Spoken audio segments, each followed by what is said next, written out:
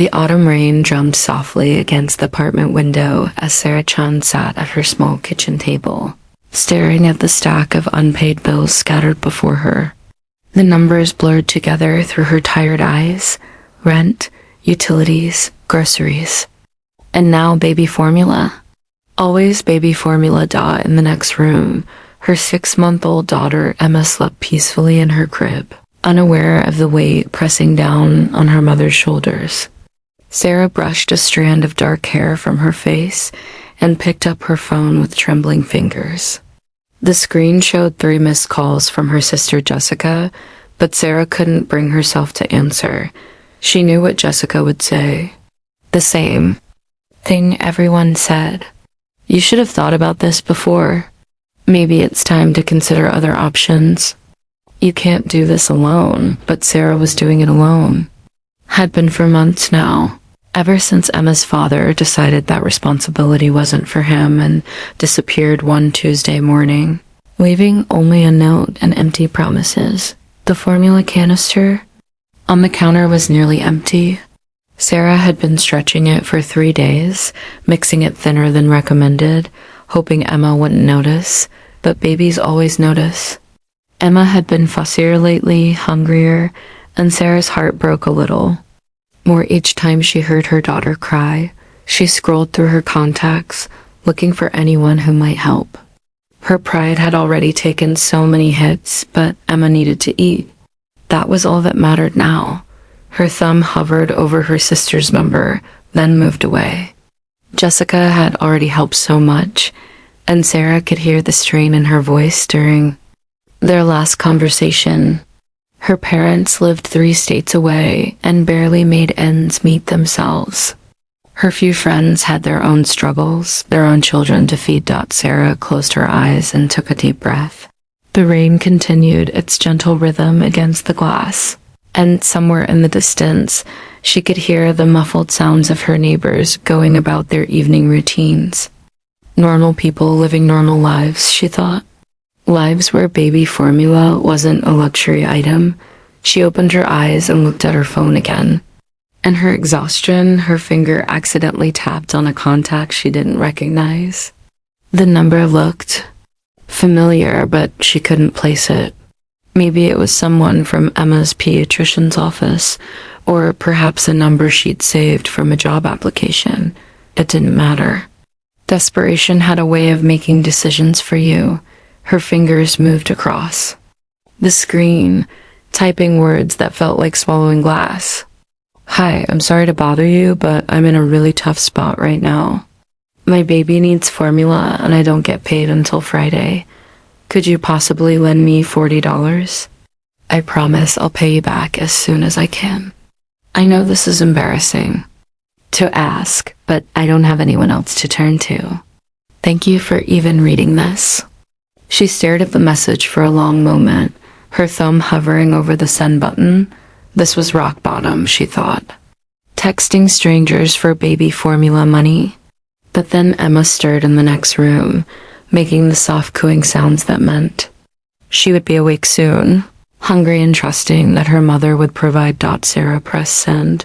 The reply came faster than she expected, making her phone buzz against the quiet table. Hello. I think you may have texted the wrong number, but I'm very sorry to hear about your situation. No parent should have to worry about feeding their child. I'd be happy to help. Sarah blinked at the screen. She had indeed texted the wrong number, but the stranger was offering to help anyway. Her eyes filled with tears as she typed back, "Oh my goodness, I'm so embarrassed. I'm sorry for bothering you. You don't need to help. I made a mistake." The response came quickly again. No mistake. Sometimes the universe puts us exactly where we need to be. What's your address? I'll have formula delivered to you tonight, along with some other essentials. No need to pay me back. Consider it one parent helping another. Sarah's hands shook as she read the message. She looked around her small apartment, at the peeling paint near the window and the second-hand furniture that had seen better days. This couldn't be real. People didn't just help strangers like this, did they? I don't understand, she typed. Why would you do this for someone you don't even know? The answer that came back was simple but profound. Because kindness doesn't require an introduction. Because every child deserves to be fed and loved. Because sometimes we all need someone to believe in us, even if it's just for one night. Within an hour, there was a knock at Sarah's door. A delivery driver stood outside with bags full of baby formula, diapers, and groceries. Sarah signed for the packages with trembling hands, tears streaming down her face. The driver smiled gently and handed her an envelope. Inside was a handwritten note. Dear Sarah, I hope you don't mind that I asked the store to include your name on the receipt so I can write to you properly. My name is Michael Harrison, and I understand more than you might think about the struggle of providing for someone you love. Many years ago, I was a single father working 3 jobs to support my daughter after her mother passed away. I remember the sleepless nights, the worry, the feeling that the world was too big and I was too small to make a difference in my child's life. But we made it through, and she grew up to become an amazing woman. Now I'm in a position where I can help others, facing similar challenges. This isn't charity, it's community. It's one parent supporting another. Your love for your daughter is evident in your message, and that love will carry you both through anything. Please don't hesitate to reach out if you need anything else. The world needs more mothers like you. At the bottom of the note was a phone number and an invitation to call anytime. Sarah sat on her couch, surrounded by the unexpected bounty, and cried tears of relief and gratitude.